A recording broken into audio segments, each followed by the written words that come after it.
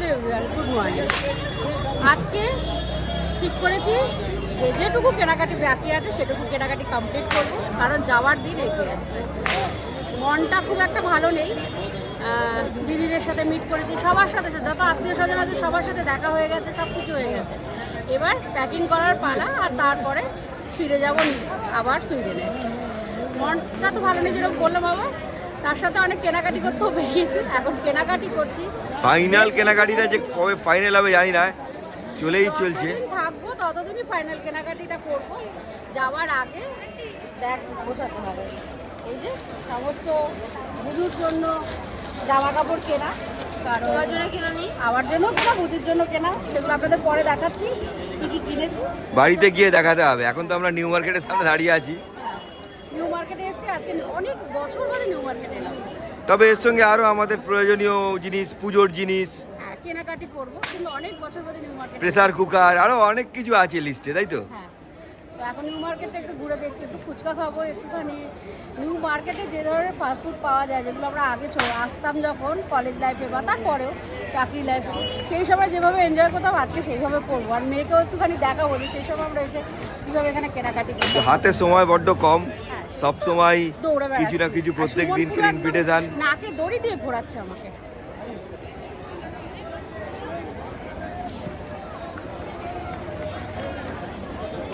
চ বাবা, চাউমিন খাবি?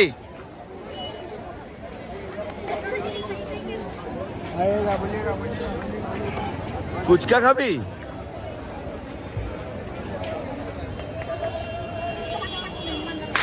এই ফুচকা খাবি? নিউ মার্কেটে চলে এসে বসে পড়েছি, এক প্লেট মোগলাই নিই, আর এদিকে হচ্ছে রোল, মটন রোল আর মোগলাই খাওয়া হচ্ছে গরম গরম, বেশ অন্যরকম একটা স্বাদ। এই নিউ মার্কেটে যাবার আগে আমরা লাস্ট এলাম, এটা বাকি ছিল। নিউ মার্কেট ঘুরে নিলাম, নিউ মার্কেটে এসে স্ট্রিট ফুড খাওয়া, কেনাকাটি কেনাকাটি করা।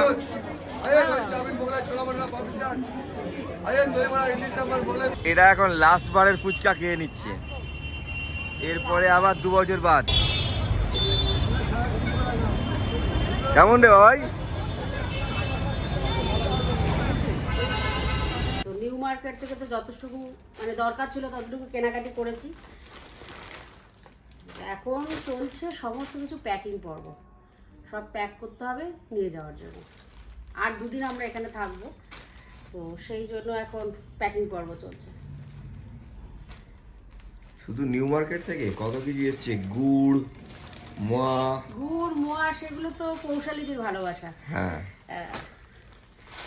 কৌশালীদি যা করেছে এবার আমাদের জন্য, মানে কি বলবো, মানে কোথায় ভালো গুড় পাওয়া যায়, কোথায় ভালো মোয়া পাওয়া যায়, কোথায় ভালো পান মশলা পাওয়া যায়, আচার, কোন আচারটা সব থেকে ভালো হবে আমরা ওখানে রেখে খেতে পারবো, মানে সমস্ত কিছু এরকমভাবে অ্যারেঞ্জ করে রেখেছে। মানে আরও তো কত কিছু আছে, সুমন রান্না করে বলে খুব সুন্দর একটা মাটির হাঁড়ি দিদি দিয়েছেন। কোথায় রেখেছি বলো তো? প্যাক তো করতে হবে। হ্যাঁ, ওগুলো সব সুটকেসের মধ্যে রাখা আছে, ওগুলোকে ভালো করে প্যাক করতে হবে। হ্যাঁ, তো নানা রকম জিনিস সুন্দর করে, আমি যেহেতু একটু আর্ট ভালোবাসি তার জন্য একটা সুন্দর পটচিত্র, মানে এত সুন্দর সুন্দর জিনিস আমাদের জন্য সব গিফট উনি জোগাড় করে রেখেছেন, কি বলবো। এখন দাদাও কিছু কম যান না, গিয়ে আবার ভালো করে গুড় টুড় নিয়ে এসছে আমাদের জন্য। এখন এই সমস্ত জিনিসকে সব থেকে বড় ব্যাপার ওজন অনুযায়ী রাখতে হবে, কোন জিনিসটা লিকুইড, কোন জিনিসটা লিকুইড না, কতটা ওজন হবে, এটা একটা বড় কাজ প্রত্যেক বছরে। হ্যাঁ,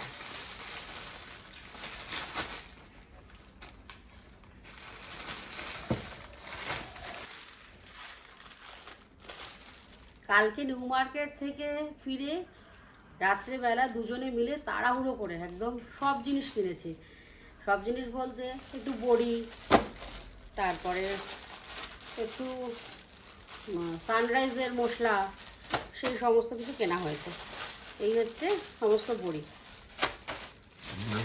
এবার সুমন এগুলো নিয়ে গিয়ে তাড়িয়ে তাড়িয়ে রান্না করবে আর আমাদের খাওয়াবে।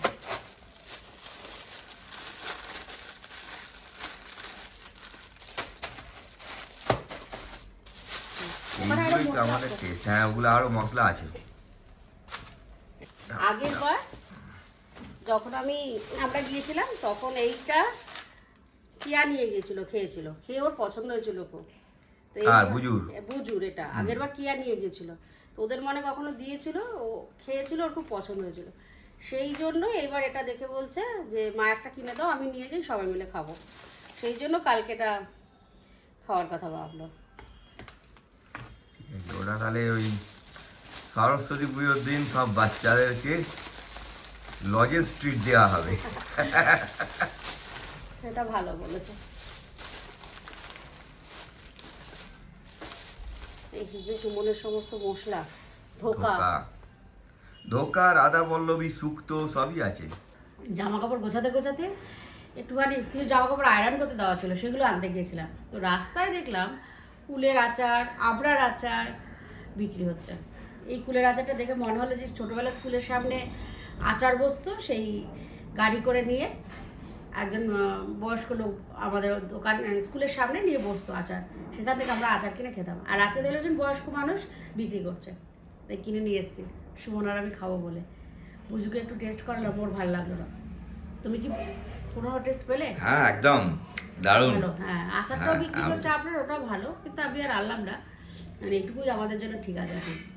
এখন ফাইনাল গোছাগুছি চলছে।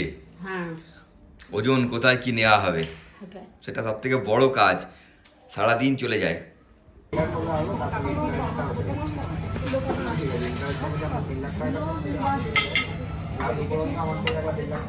যেদিন বুজু আর সুমন এসেছিল রাত্রে পরে, মানে ভোরবেলা এসে পৌঁছেছে, আর সেদিনই রাত্রেবেলা আমরা এসেছিলাম আর্সেলানে খেতে। তো আর্সেলান দিয়ে শুরু করেছিলেন, আর্সেলান দিয়ে শেষ করেছে। এখানকার বিরিয়ানি খেয়ে বিরিয়ানি খাওয়ায় বছরের মতো কলকাতায় শেষ হলো। এখন কাবাব খাওয়া হচ্ছে, এরপরে বিরিয়ানি আসবে। ভালো, যেটা খাওয়ার জন্য অ্যাকচুয়ালি আর্সেলানে আসা সেটা কিন্তু মোটামুটি চলে এসেছে বিরিয়ানি।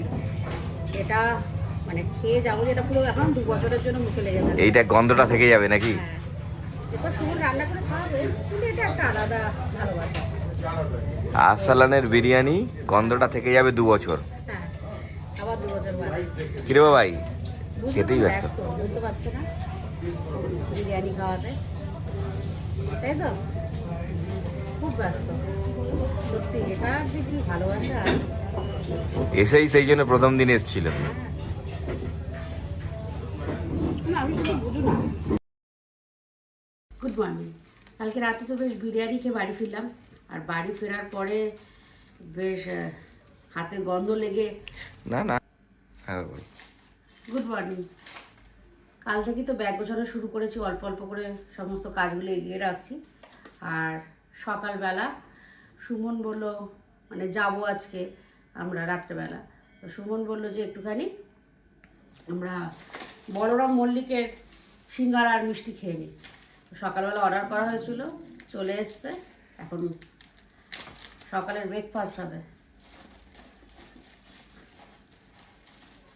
যা তা ব্রেকফাস্ট করছি একদম। সোমবার না মঙ্গলবার আমরা বুধবার আমরা পৌঁছবো।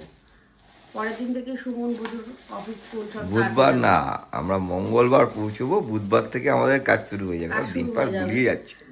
বুধবার থেকে সুমন আবার পুনর রুটিনে ফিরে যাবে। না, আমরা সবাই পুনর রুটিনে ফিরে যাবো। তার আগে যতটা পারা যায় স্বাদ মিটিয়ে নেওয়া। আহা কি মিষ্টি।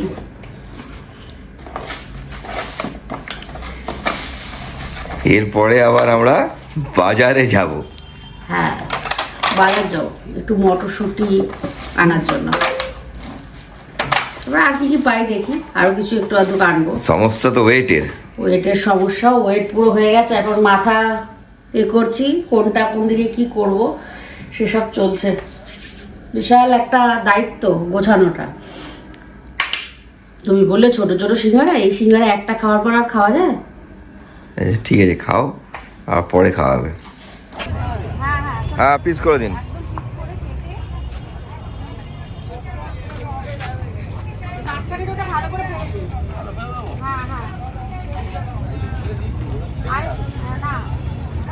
যাওয়ার আগে আমরা শেষ মুহূর্তে চলে এসেছি বাজারে, যেটুকু নিয়ে যাওয়া যায় আর কি।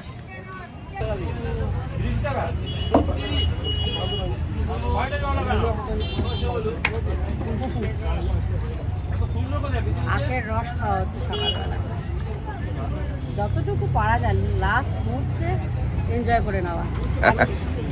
সেটাই, এই হচ্ছে বাজার। আমরা বাজারে এবারে এসে বিশেষ আসতে পারিনি, শেষ মুহূর্তে এসেছি যাতে কিছু নিয়ে যাওয়া যায়। তুমি আজকে প্রথম এলে, শেষ কত বাজার করেছি, এবছর সুযোগই পাইনি বাজার করার। অনেক কিছু কিনে আনা হয়েছে, এগুলোকে নিয়ে যাওয়াটাই বড় ব্যাপার। পুঁই মেটুলি, মোচা, কড়াইশুটিগুলো পুরো ছাড়িয়ে খালি কড়াইগুলো দিয়ে দেবে।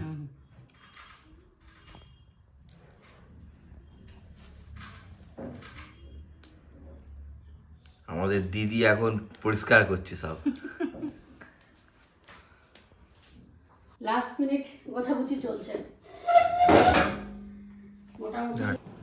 এখন বাজে রাত্রেবেলা 11টা, আর আমরা এখন বেরোচ্ছি এয়ারপোর্টের উদ্দেশ্যে। 3টের সময় আমাদের ফ্লাইট, 3 ঘন্টা আগে পৌঁছতে হবে। তো 11টা বাজে, মোটামুটি দেখলাম 40 মিনিট মতো যেতে লাগবে। 12টার মধ্যে পৌঁছে যাবো। 12টার মধ্যে পৌঁছে এই হচ্ছে লাগেজ, সব গোছানো হয়ে গেছে। আর এই হচ্ছে ভুজু। রেডি। কেমন লাগছে? ভালো লাগছে। বাড়ি যাবে পরের দিন স্কুল। পরের দিন স্কুল, হ্যাঁ। ভালো আবার ছিল। ভালো ছিল, ব্রেকটা ভালো ছিল। খাওয়া দাওয়া সব কিছু হলো, সব উইশ ফুলফিল হলো। হ্যাঁ, এত খেয়েছি, অনেকটাই খেয়েছি। আচ্ছা ঠিক আছে, অনেক খেয়েছি। চলো রেডি, হ্যাঁ, প্যাকিং করি আমরা। এটা আমার ব্যাগ। তাহলে এবার বেরিয়ে পড়তে হবে। হ্যাঁ। বিদায় কলকাতা, আমার ভালো লাগার ভালোবাসার শহর। আবার 2 বছর পরে হয়তো দেখা হবে। রাতের কলকাতায় এইভাবে ট্যাক্সি করে এয়ারপোর্টে যখনই যাই, প্রত্যেকবার আসার পরেতে তখনই একটা মন খারাপের অনুভূতি হয়।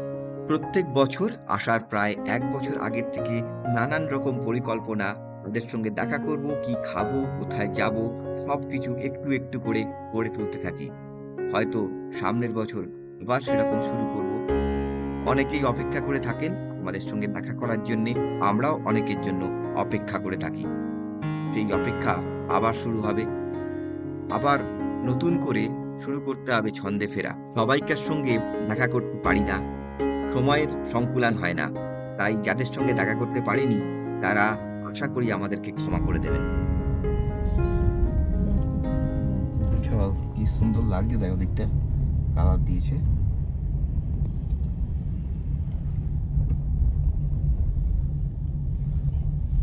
পৌঁছে গেলাম আমরা এয়ারপোর্টে।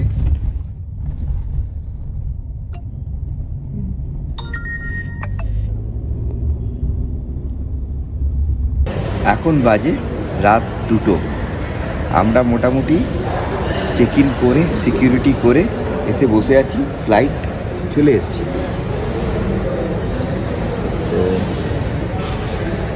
আর একটু পরেতেই আমরা দেশ ছেড়ে চলে যাব। আজকে ফুল ফ্লাইট, পুরো ভর্তি। তো আমরা পছন্দ মতো সিট আমাদের পাইনি, যাই হোক যেরকম পেয়েছি সেরকমই বসে এখন নিজেদের জায়গায় পৌঁছানোর অপেক্ষা। খুব বাজে সিট দিয়েছে আমাদের। বাজে ঠিক নয়, কিন্তু আমাদের পছন্দ মতো যেগুলো সেগুলো আমরা পাইনি, মানে চয়েস করতে পারিনি। কিছু কমপ্লিট হয়ে গেছে, এবারে আমরা ফ্লাইটে উঠবার জন্য ওয়েট করছি। এখন সময় সকাল 6:50। আমরা এসে নামলাম দোহাতে। ঘুম হয়েছে রাত্রেবেলা? হ্যাঁ, খুব ভালো ঘুমিয়ে, খুব। ফ্লাইটে ঘুম হয়েছে কিনা জিজ্ঞেস করছি। হ্যাঁ, কি ঘুম। ঠিক আছে, আমাদের খুব তাড়াতাড়ি এখান থেকে ট্রানজিটে যেতে হবে। 1 ঘন্টা 20 মিনিটের মধ্যে আমরা কিন্তু হেলসিঙ্কি হয়ে যাব। সবাই ফিরছে, প্রচুর মানুষের সঙ্গে, চেনা মানুষের সঙ্গে দেখা হয়ে যায় আর কি।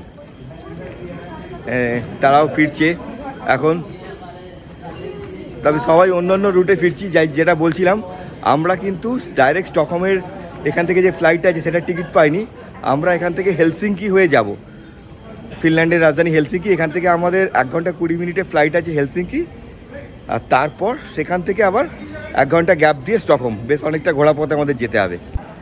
সবাই বলে কাতার, দুবাই, এখানে নাকি সোনা সস্তা। তো এয়ারপোর্টে কি হবে জানি না, বাবলি এখন চেক করছে। কিছু কি ইন্টারেস্টিং পেলে? সব খুব ভালো।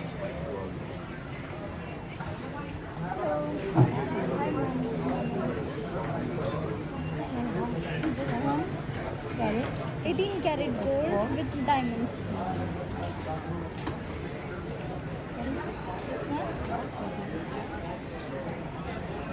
Nice. হিসাব করে যা বুঝলাম, কাতারে বা দুবাইতে ভারতের থেকে সোনার দামে পার গ্রামে প্রায় $5 থেকে $10 একটা ডিফারেন্স হয়, কিন্তু মেকিং চার্জটা আবার একটু অন্যরকম। তো সব মিলিয়ে হিসাবটা বেশ গোলমালে। হয়তো এয়ারপোর্টের বাইরে গেলে ভালো ডিল পাওয়া যাবে। সোজা সোজা না, সি তো 14 থেকে ওপরেও ট্রেনে করে যাবো, তাড়াতাড়ি হবে। চলে এলাম বরফের দেশে। আমার বাড়ির সামনে যে কি অবস্থা সে তো গ্যালেন বুঝতে পারো। এখনো আমরা ফিনল্যান্ডে আছি। হ্যাঁ, ফিনল্যান্ডে সুইডেনে আমরা গিয়ে পৌঁছবো আরো 1 ঘন্টা 51 পরে। পর। ফ্লাইট 1 ঘন্টা 51 মিনিট পর ফ্লাইট আছে, তারপর আরো 1 ঘন্টা লাগবে। কিন্তু না, ভুল বললেন।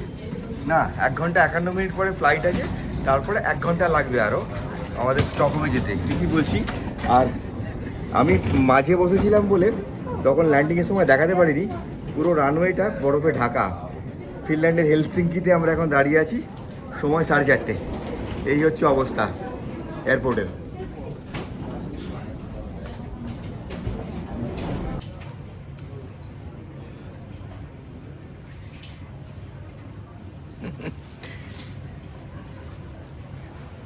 কোথায় মাটির ভাঁড়ের চা, গরম গরম ধোয়া ওঠা, আর না কোথায় কফি।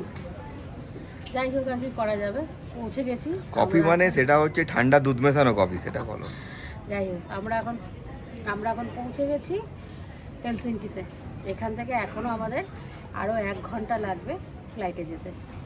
তো যেতে যেতে তো আমার দেশে তো পুরো অন্ধকার হয়ে যাবে, আর বাড়ির সামনে গিয়ে হাজারো বরফের মাঝখানে পড়বো। চারিদিকে বরফে ভর্তি। তো আমি এখন বাজে সন্ধ্যেবেলা 5:15, মানে সুইডেনের টাইম। তো এই সময় আমরা এসে পৌঁছালাম, লাগেজ টাগেজ সব নিয়ে নিয়েছি, জ্যাকেট পরে নিয়েছি, কারণ বাইরে দেখছিলাম একদম বরফে এরকম চাপ হয়ে রয়েছে। এরকম উঁচু উঁচু বরফ হয়ে রয়েছে এয়ারপোর্টে। বুঝিও মোটা সোয়েটার পরে, মোটা জ্যাকেট পরে দিয়েছে। সব কিছু জামা কাপড় পরা হয়ে গেছে, এবার গাড়িও বুক হয়ে গেছে। এখন আমরা যাব, গাড়িতে মালপত্র তুলতে হবে, সব লাগেজ। মোটামুটি একটু টাইম লাগলো, কিন্তু পেয়ে গেছি। হ্যাঁ, আবার কাল থেকে ছন্দে ফেরা শুরু। কাল থেকে সন্ধ্যেবেলা শুরু। আর এই হলিডেটার একটা রেস থেকে যাবে এখন বেশ কয়েকদিন আমাদের মধ্যে। দেশ থেকে ফেরার পরেতে বেশ কয়েকদিন রেস থেকে যায়। কাজ করতে গেলেও মন পড়ে থাকে দেশের দিকে। আর এখানে এখন দেখুন চারদিকে এই অবস্থা, রাস্তার ধারে স্তূপাকৃতি বরফ, অন্ধকার হয়ে গেছে। অন্ধকার তো দীর্ঘ, তবে হয়তো এই জানুয়ারি মাসের পরেতে আস্তে আস্তে দিন একটু বড় হবে। ঠান্ডা -8 আজকে। জানি না বাড়ির সামনে গিয়ে কি অবস্থা পাবো। পাড়ায় ঢুকে গেলাম। বাড়িতে আসার একটা অন্যরকম ফিলিং আছে। রাখতে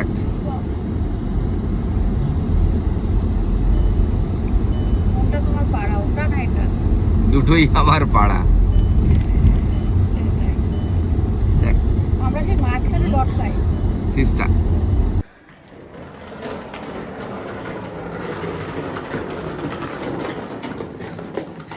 লাগেজ তুলতে তুলতে হাঁপিয়ে গেছি, আর এসে দেখছি একদম এই হচ্ছে বাড়ির সামনের অবস্থা, পুরো জমে রয়েছে। আর এই হচ্ছে আমাদের সামনের রাস্তা, যেখান দিয়ে আমরা এসে গাড়ি থেকে নামলাম।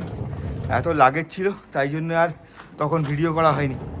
চতুর্দিকে না বরফ এরকমভাবে পাহাড়ের মতো স্তূপ করে রেখে দিয়েছে। আমার পায়ে তো ইন্ডিয়া থেকে পড়ে আসা জুতো, স্নো জুতো নেই, তাই আমি এই বরফের ওপর যেতে পারছি না। এটার মধ্যে গাছ লাগায়, হ্যাঁ, সেইগুলোর এই অবস্থা।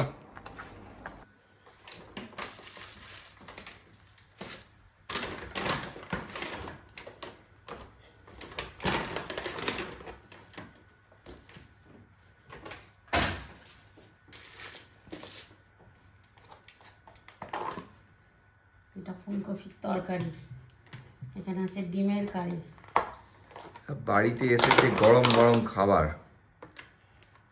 এটা রুই মাছের ঝোল। দুটো বন্ধু দিয়ে গেছে তাই তো? দুটো কথা, তিনটে। তিনটে। এটা হচ্ছে শিব চচ্চড়ি, গরম ডাল একদম। এখানেও একটা ডাল আছে মনে হচ্ছে নাকি? এটা ডাল না, এটা চিংড়ি মাছ মনে হচ্ছে। চিংড়ি মাছ এটা। ও বুঝু ভালো খায় তাই জন্য। এটা মনে হচ্ছে পোস্তর বড়া।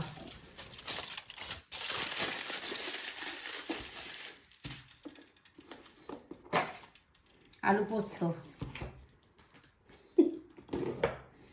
এখানে হচ্ছে ভেন্ডি আলুর তরকারি। মোটামুটি 2-3 দিন আর রান্না করতে হবে না। এটাও একটা চিংড়ি মাছ।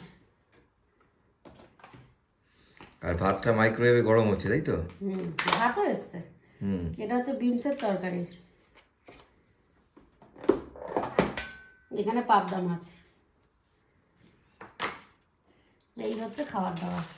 বাড়িতে এসে এই খাবার পেয়েছি, এখন কোনটা খাবে ভাবো, কি খাবে আর কি খাবে না।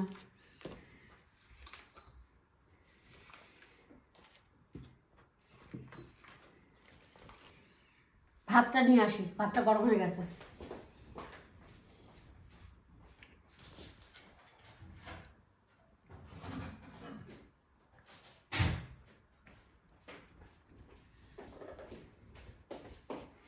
এই হচ্ছে ভাত, এই হচ্ছে আমাদের ভালোবাসা। নানান রকম তরকারি, তার সাথে গরম গরম ভাত। 3 জন বন্ধু খাবার দিয়ে গেছে, তাও 2-1জনকে না করেছি যে আর দিও না, তাহলে তো আমি এখানে এসেও সেই রেস্টেই থাকবো, রান্না বান্না করবো না। কলকাতাতেও করিনি, এখানেও করবো না। তো এখন খাওয়া দাওয়া করবো। আজকের ভিডিওটা এখানেই শেষ করলাম। সবাই ভালো থাকবেন। আর এই অন্ধকারে এসে কেমন লাগছে আমাদের, সেটা পরের ভিডিওতে আপনাদের সাথে শেয়ার করব। সবাই ভালো থাকবেন, আবার নতুন ব্লগে দেখা হবে।